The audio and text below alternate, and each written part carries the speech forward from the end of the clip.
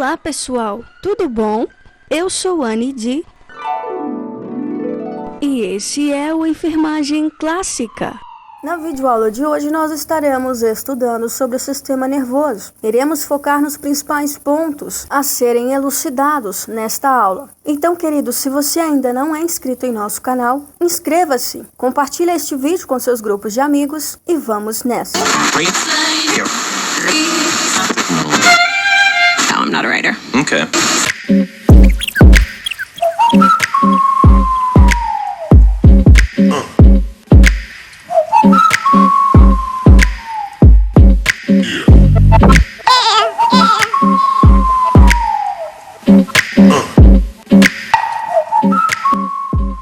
Meus amores, como dito na aula anterior, é muito importante que você assista a aula anterior, tá? Eu vou deixar aqui em cima o card da aula anterior. Nem tudo que foi dito na aula anterior eu vou falar nessa aula. Eu vou apenas fazer um resumo da aula anterior, um resumo muito breve. Então é bem legal que você pegue um caderno e anote tudo que for dito. Veja bem, na aula anterior eu disse que o sistema nervoso, ele é dividido em sistema nervoso central e sistema nervoso periférico. O sistema nervoso central, por sua vez, ele é dividido em encéfalo e medula espinhal, tá? Na parte do encéfalo, nós vamos encontrar três principais estruturas: o cérebro, o cerebelo e o tronco encefálico. Se tratando do cérebro, foque nesta imagem aqui. A gente já vai voltar para a imagem anterior, mas vamos agora falar um pouquinho sobre o cérebro. Então, veja bem, no cérebro, nós vamos encontrar ali duas grandes massas, né, que ocupam ali quase toda a cavidade craniana.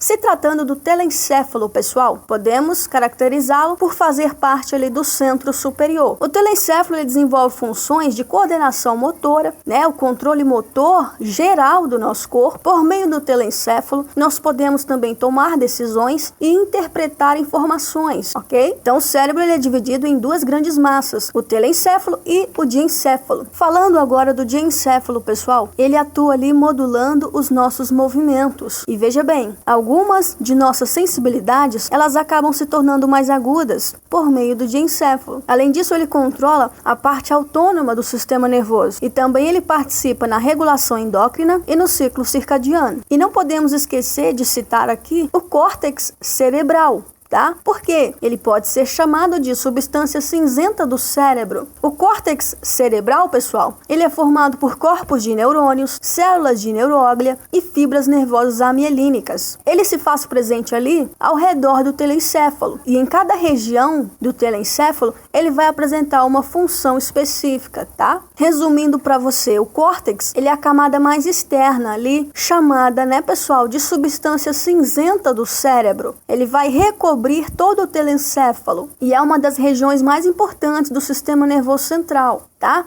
Ele vai receber impulsos de todas as vias da sensibilidade do nosso corpo e ele é o responsável pela interpretação dessas informações, né? E geração de resposta. Olha a importância do córtex, pessoal. Então, beleza, não estou fugindo do assunto, estou indo por partes de forma organizada. A gente falou que o sistema nervoso, ele é dividido em sistema nervoso central e sistema nervoso periférico. Estamos falando do sistema nervoso central, que é dividido em encéfalo e medula espinhal. Estamos falando agora do encéfalo. Este, por sua vez, é dividido em cérebro, cerebelo e tronco encefálico. Aqui na imagem está cérebro, tronco encefálico, cerebelo, mas dá na mesma. Então, a gente já falou da divisão do cérebro, que é dividido em telencéfalo e diencéfalo, e a parte externa do telencéfalo, denominada de córtex cerebral. Muito importante aí por receber impulsos, né? Está relacionado ali com a sensibilidade do nosso corpo. É por meio do córtex que o nosso cérebro consegue interpretar informações advindas da nossa medula espinhal referente à atividade sensitiva e motora do nosso corpo. Veja bem, falando agora do tronco encefálico, este, por sua vez,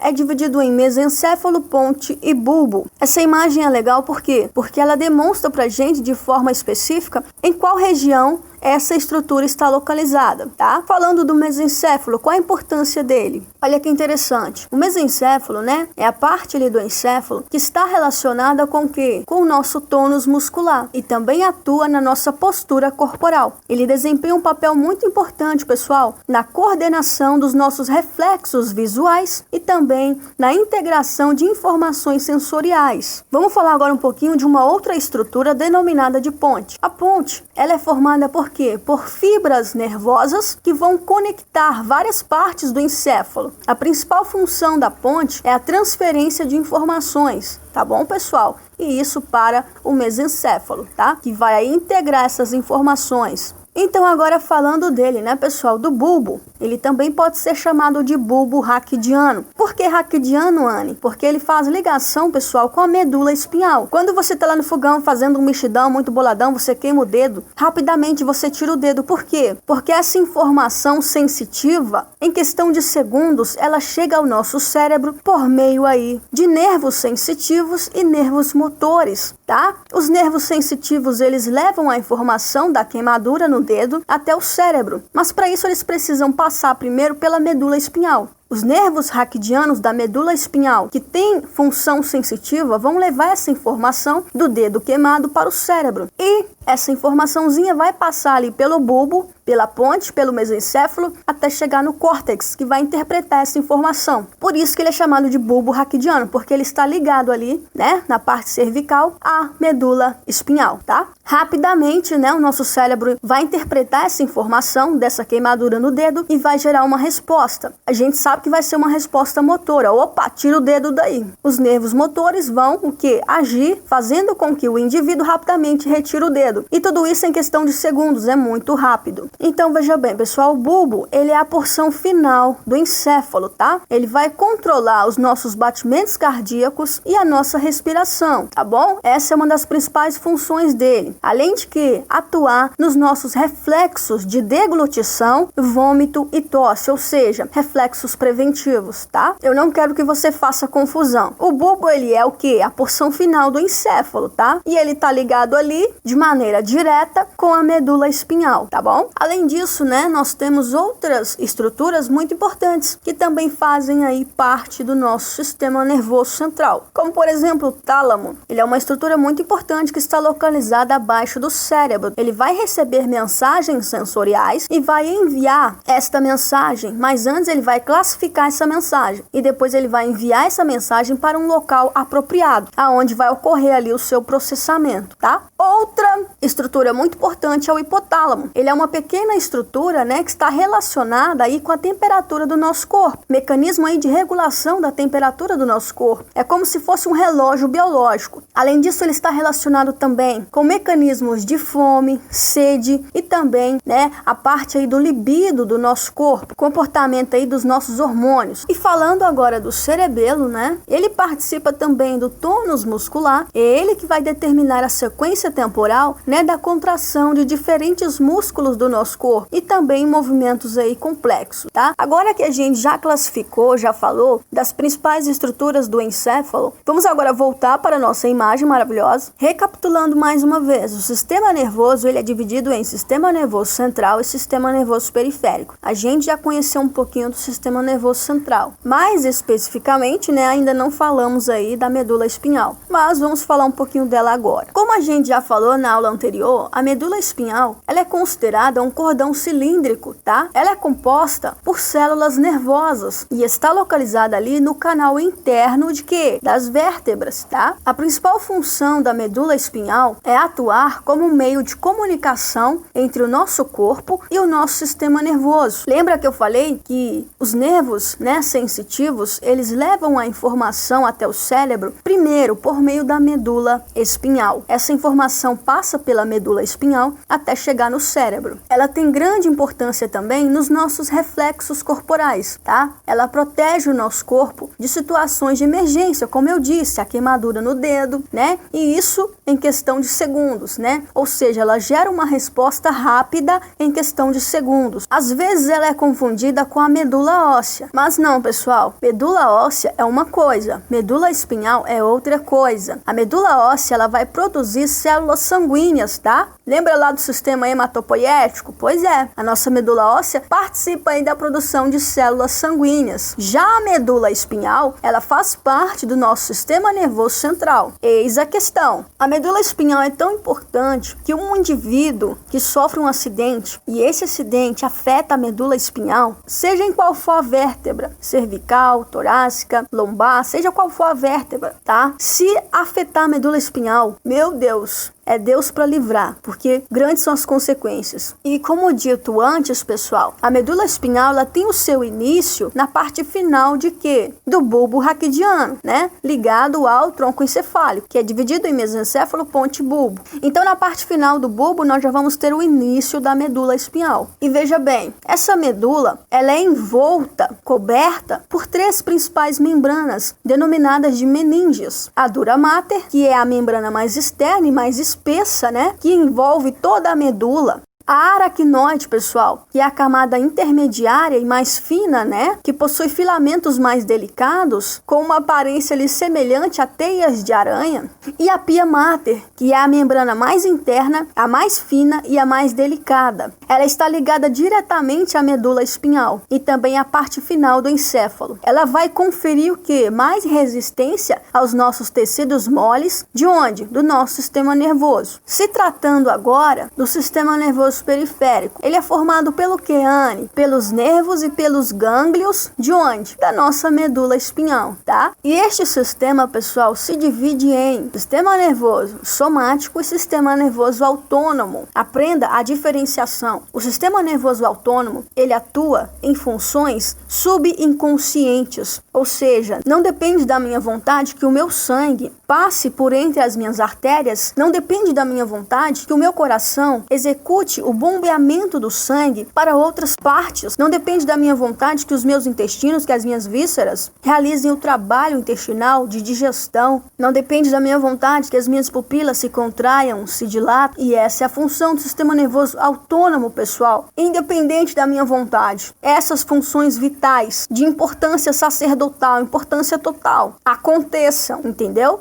Quais são essas funções vitais exercidas pelo meu sistema nervoso autônomo de forma inconsciente? Pressão arterial, frequência cardíaca, motilidade intestinal, diâmetro pupilar. O meu sistema nervoso autônomo, ele é controlado por meio de nervos da medula espinhal, tá? Pelo meu tronco cerebral e pelo meu hipotálamo, que opera aí através dos reflexos do meu corpo. Já já nós vamos falar aqui, pessoal, do sistema nervoso periférico somático, tá? Por enquanto vamos focar no autônomo.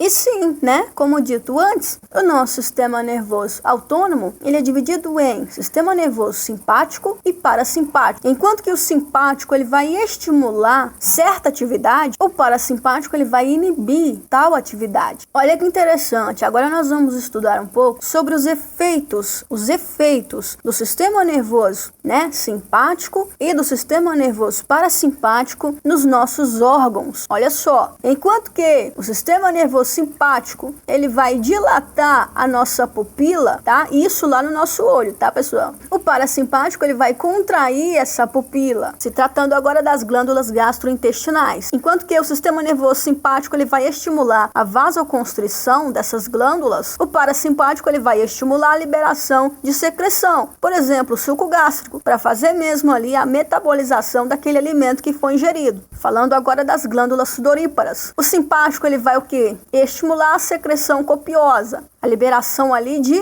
suor, né? O parasimpático ele vai o quê? Inibir essa liberação. Lá no nosso coração, pessoal, né? O músculo cardíaco, e isso envolve também a participação das nossas coronárias. O sistema nervoso simpático, ele vai aumentar a vasodilatação dessas artérias coronárias. Já o parasimpático, ele vai diminuir, né? A atividade de constrição desses grandes vasos. Falando agora dos vasos sanguíneos sistêmicos, né? Abdominal, músculo, pele. O simpático, ele vai fazer vasoconstrição, vasodilatação. Já o parasimpático ele não vai fazer nada, ele vai inibir essa ação. Lá nos nossos pulmões, pessoal, nós temos a presença, né, da árvore brônquica, brônquios, bronquíolos, alvéolos pulmonares. O nosso sistema simpático ele vai fazer dilatação dessas estruturas presentes nos nossos pulmões. né? E vai fazer também uma constrição mais moderada. Enquanto que o parasimpático, ele vai inibir essa ação. Lá no nosso tubo digestivo, mais especificamente a luz dos esfíncteres. Veja bem, o simpático, ele vai diminuir o tônus muscular e o peristaltismo e vai fazer também o fechamento dos esfíncteres presentes ali no nosso tubo digestivo. Já o parasimpático, ele vai aumentar o tônus muscular e o peristaltismo e vai fazer ali a abertura dos esfíncteres, pessoal. Falando agora do fígado, enquanto que o sistema simpático, ele vai atuar na liberação de glicose, tá? Porque o nosso fígado também produz glicose, né? Além disso, ele armazena energia, pessoal. Quando já não há mais ali reservas de energia, né? Pelo pâncreas, nós vamos encontrar essa glicose em forma de energia lá no fígado. O simpático, ele vai liberar a glicose lá no fígado. O sistema nervoso parasimpático, ele vai inibir essa liberação. Falando agora dos nossos rins, enquanto que o simpático, ele vai diminuir a produção de urina, o parasimpático, ele não vai fazer nada, tá? Ele vai ficar quietinho ali. Se tratando agora da nossa bexiga, né? Mais específico ali na ação do nosso esfíncter, de abrir e fechar, para que a urina possa passar. O sistema nervoso simpático, ele vai inibir essa abertura dessa bexiga. Já o parasimpático, ele vai estimular a abertura desse esfíncter, mas também ele vai atuar na inibição. Falando agora, pessoal, em específico, dos órgãos presentes nas nossas genitálias. Eu não vou citar nomes aqui para não dar bloqueio no meu vídeo, tá? Enquanto que o sistema nervoso